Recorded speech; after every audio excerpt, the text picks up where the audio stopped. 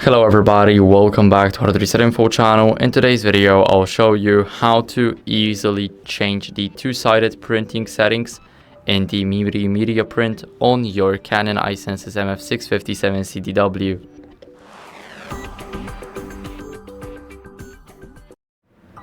So first, what you guys want to do is go over to the menu, and after the menu, let's go to function settings, then store and access files at the bottom, and go to common settings.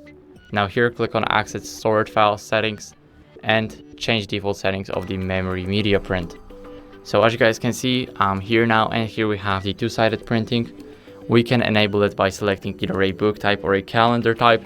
Me personally, I use the book type, and it's all up to your preference. So that's basically how you guys can change it. Now change it the way you want to and click on apply to make sure that those settings are saved. I hope you enjoyed this tutorial. If you did, then leave a like, subscription and a comment, and I'll see you in the next one.